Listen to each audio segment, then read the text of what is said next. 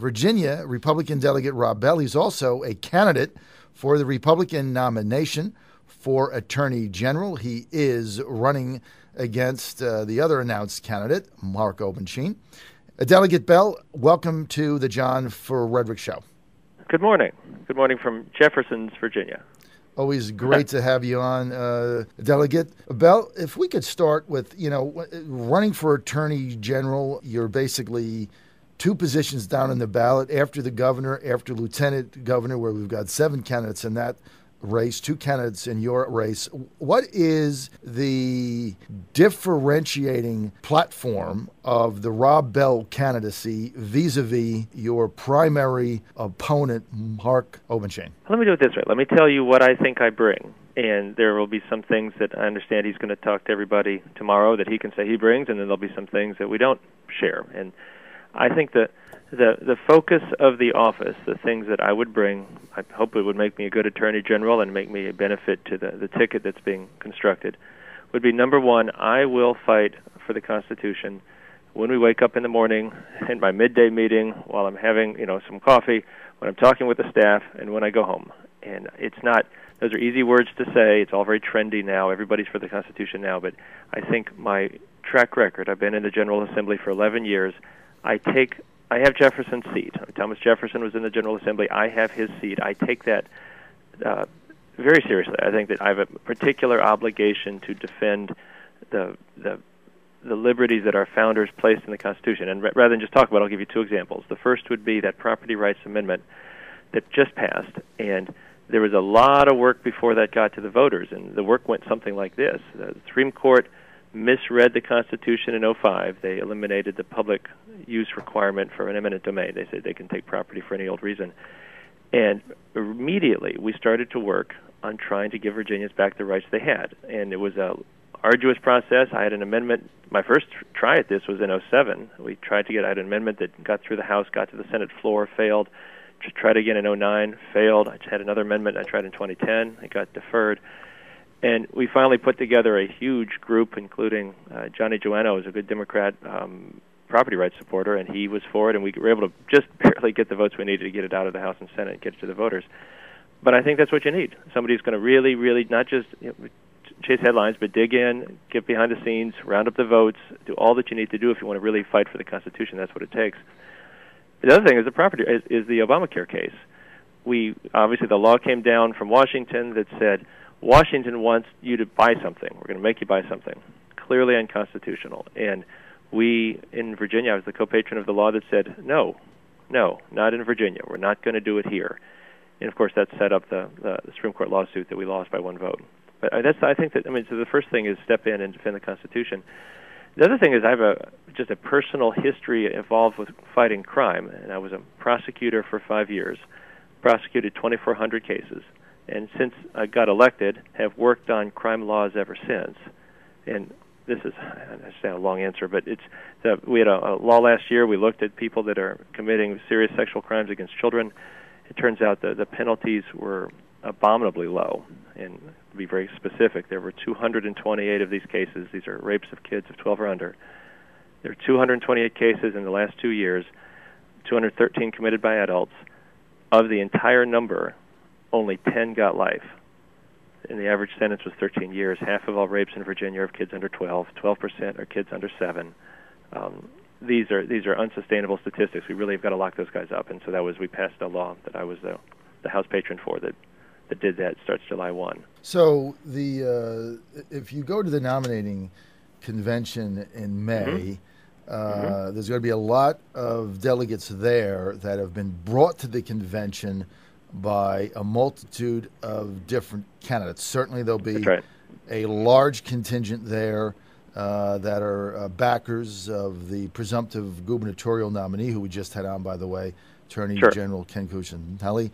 There's also 7 candidates running for lieutenant governor, Delegate Bell. They're all going to have their own contingent of delegates there, as well as the ones that both yourself and Mark Obenshine will bring to the table. So how does a Rob Bell candidacy appeal to what is going to be a pretty broad swath of delegates who have descended on Richmond, but primarily to back someone else in another race. How do you reach out to them and define your candidacy for those delegates? And let's sort of break it down. There will be the only group you left out is the people that just like to come to conventions, and so there will be a certain number of people that aren't coming for anybody.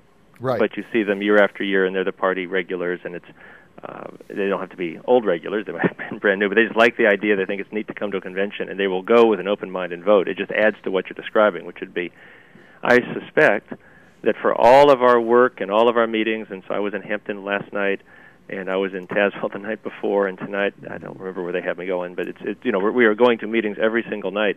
There will still be a large number of people who are essentially uncommitted. They might have a notion of somebody, but they're not truly committed to any candidate. And so except for the top of the ticket, which now is decided, all of us go in with the need to convince people that you're the right guy. And, in terms of the message I'm carrying, it's the same message I started with 14 months ago, which would be that you need to be a constitutional conservative. You need to see it as your role to limit the size of government, and different parts of the conservative coalition do it different ways. And so if you're in the legislature, you need to not vote for higher taxes. If you are the Attorney General, you have a direct role in fighting for the Constitution. In other words, you can actually sue the federal government when they overstep, and you should. The second thing is this issue about fighting crime. I think that we have had a very successful run of promoting public safety as Republicans. It has been part of our message forever. I mean, it's certainly going back that prior to Ken, you saw the attorneys general were Jerry Kilgore, Bob McDonnell, Jim Gilmore, all former prosecutors. All of them made that part of what they did. We've done a good job. The crime in Virginia is lower than most other states. I think it was 43rd was the stat that we heard the other day in terms of good, not bad.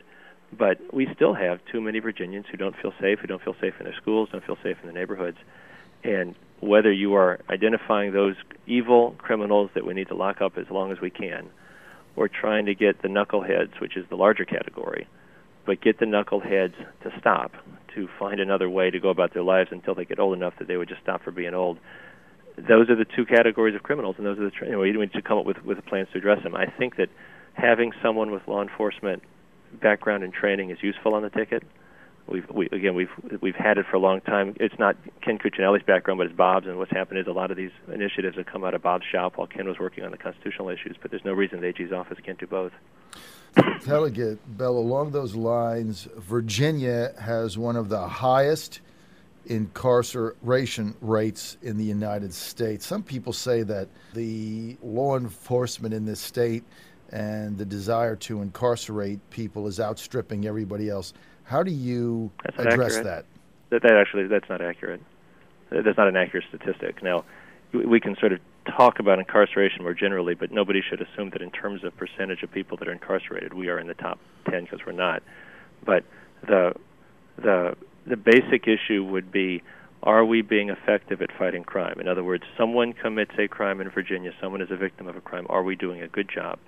And the statistics would say, and actually this makes it harder to make it an issue that people are energized about, because the safer people feel, the more they focus on other things. But right now, Virginia is one of the safer states to live in. And if you look at the states that we are close to, most of them have no urban areas. And so, I forget the number one state. I think it's South Dakota. But it's the states that don't have any concentrations of people, of course, have even lower crime rates than we do. But we are proud of our crime rate, and I think it's a credit to the crime policies that started under George Allen.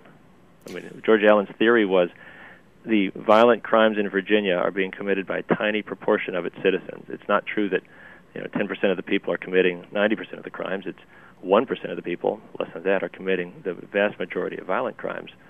And we have been steadily locking them up without parole, and as a result, we have this historically low crime rate. I think it's not. I don't think those are disconnected or somehow disengaged from each other. We're speaking to Delegate Rob Bell. And Delegate Bell, not many people would tie in the AG's position with the economy, but one of the taxes that will be reinstated across the country if we go over the fiscal cliff nationally will be a return to the old death and probate taxes that are ruinous to small farmers, small businesses, and family-owned companies, of course. When it comes to the Attorney General's role in business development in the Commonwealth, what can you do to keep those taxes at the state level from resurfacing? Well, first off, I have voted in the past for that. I think the death tax, as you say, is a tax on wealth that has already typically been taxed. I mean, it's a terrible idea, and it falls disproportionately on farmers, small businesses, people that have an asset but not cash. So I think it's a terrible tax.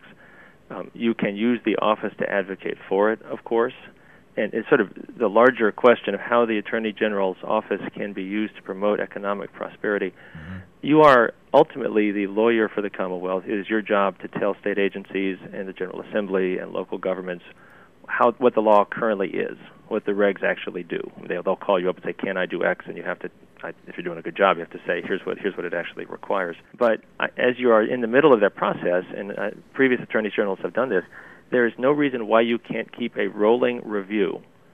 And as you find statutes, as you find regs that are no longer doing what they were supposed to do, or cost more than people said they would, or maybe never were a good idea, bring them to the executive branch, particularly if you're governors of the same party.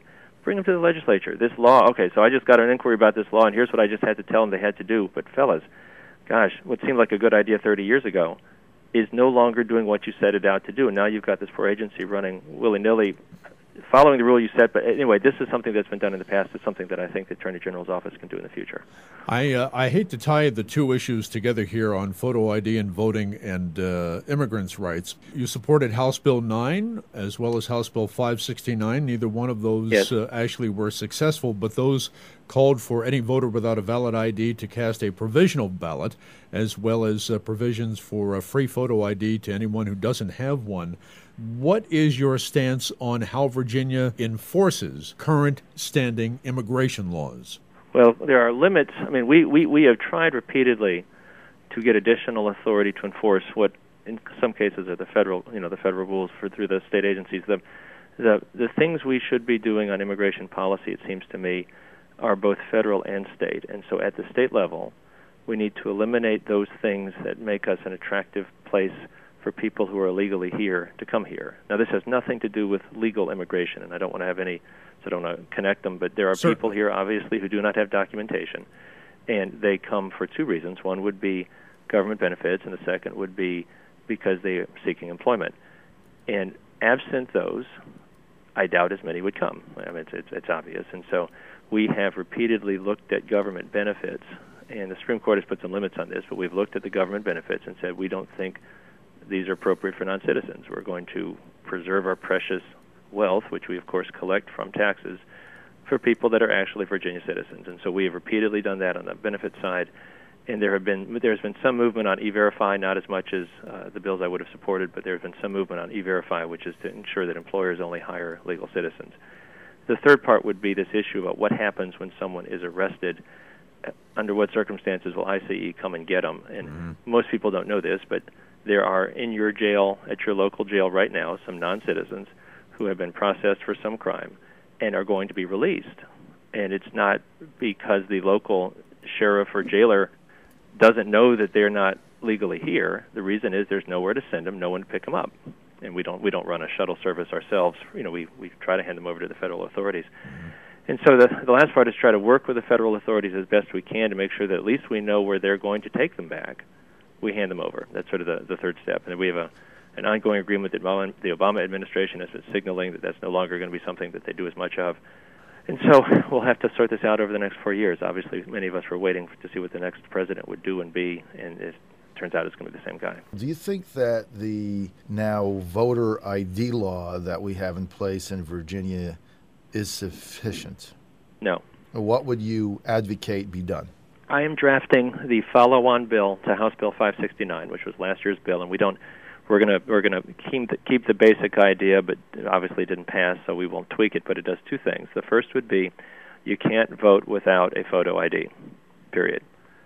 So that's simple, and everybody says I couldn't agree more. You do have to therefore make photo IDs available to everyone who doesn't have one, and if someone says I can't afford one, you have to give it to them for free. And otherwise it's a poll tax. And so the first step would be you have to have photo ID. We're trying to decide the best way to do it. The most likely will be to run it through the DMV, just because they already have a program in place for providing IDs, even if you're not getting a driver's license. Okay, so that's thing number one. You got to have photo ID. The second is we have got to have a check against citizenship. And most people, most Virginians, most of your listeners assume that when somebody comes in from a voter drive at the Walmart and hands in all of those voter ID, registration forms, that there's some big computer and it goes through the computer and they check to see if so-and-so who signed up as a citizen. That is just not so. It does not happen. There is no such check. And so right now the only check to see if you are a citizen is you saying, I'm a citizen. It's nuts. And we have had plenty of prosecutions for voter fraud and plenty more where they found evidence but couldn't find the person. And the issue is we have close elections in Virginia. We need to make sure the people that are voting are the right people. In other words, the people that are allowed to vote. Okay, you've heard from Delegate Rob Bell. He's a candidate for the Republican nomination for Attorney General. That'll be decided at a May 18th Republican nominating convention in Richmond. Delegate Bell, for those that want more information on your campaign or want to get involved, where do they go? Okay, my website is www.robbell4ag.com, and it's ROBBELL 4 spelled out AG. Rob Bell, candidate for Attorney General. We thank you for joining us today on the John Frederick Show, and you have a very Merry Christmas, sir. Thank you very much. Have a nice day.